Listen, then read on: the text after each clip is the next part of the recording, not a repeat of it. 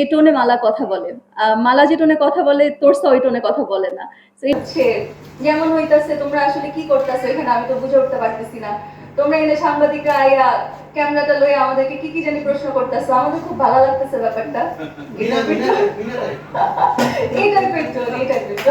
যারাই আছেন সবাই আমার খুব কাছের, খুব আপন সাংবাদিক ভাইয়ারা আছেন এখানে, আপুরা আছেন। আমি জানি যে আমার প্রত্যেকটা জার্নিতে from being Miss World Bangladesh to whatever I do, আপনারা সবসময় আমাকে সাপোর্ট করেছেন, সবসময় আমাকে নিয়ে লিখেছেন, সবসময় বলেছেন। তো অসংখ্য ধন্যবাদ আপনাদেরকে।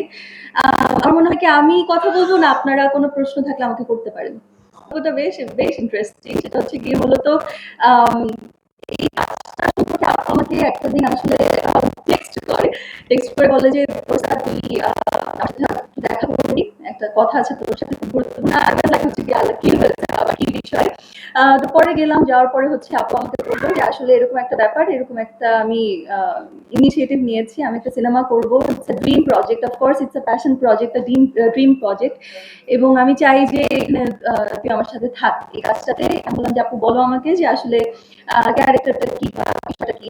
তো পরে দিয়ে ক্যারেক্টার থেকে শুরু করে আমার ক্লাস্টারের সাথে আমার পরিচয় হওয়া, সবকিছু হওয়া, কথাবার্তা বলা, ওখান থেকেই মূলত আমরা আসলে কাজটাতে সংযুক্ত হই। এখানের মধ্যে খুব বেশি যে কথা বলা হয়েছে বা খুব বেশি আমরা খুব ব্যাক এন্ড ফোর্থ গিয়েছি বা এরকম কোনো ব্যাপারটা সেটা না। মোমো অফ এমনিতে আমার খুব পছন্দের, খুব আদরের। এবং আপুর সাথে আমার একটা গুড রিলেশন আছে, একটা গুড বন্ডিং আছে, but we have never worked together, এটা কখনোই হয়নি। বেশ কিছু সময় ধরে আপু ওয়াজ লাইক হচ্ছে গিয়ে যে আমি তোর সাথে বা তোকে নিয়ে এরকম একটা কাজ আমি করতে চাই, বা আমিও বলি যে আপু তোমার সাথে কাজ করতে চাই। কাট পিসের থ্রুতে we got that opportunity, we got that chance. এবং ক্যারেক্টারটা নিয়ে যদি বলতে হয়, একটা খুব মজার ব্যাপার বলি আমি।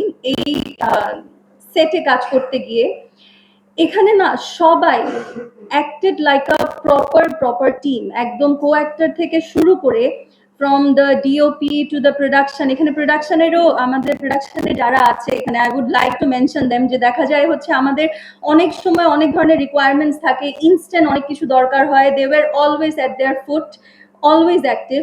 এবং আমার ডিরেক্টরের সবচেয়ে বেস্ট পার্টটা কি, আমার ডিরেক্টর আমি কি ধরনের শাড়ি পরবো, কি রঙের কাপড় পরবো, আমার কপালে কি ধরনের টিপ হবে থেকে শুরু করে প্রত্যেকটা জিনিস পুঙ্খানুপুঙ্খভাবে চিন্তা করা, একদম ফিগার আউট করে দেওয়া। বিকজ দেখেন আমি হয়তো কাজ কম করেছি,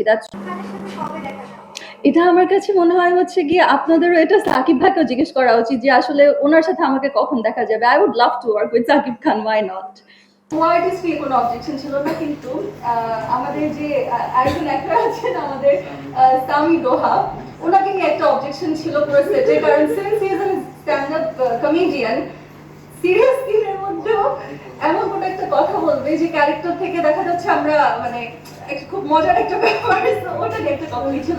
but my co actor is amazing, he is phenomenal. আমাদের খুব মজার ব্যাপারটা হচ্ছে আমাদের কিন্তু আগে দেখা হয়নি, এই সিনেমার আগেও যে এক দুবার যেটা দেখা হয় আমরা বসি স্ক্রিপ্ট নিয়ে, ওই ব্যাপারটা জায়গাটা থেকে I had a great support from my director.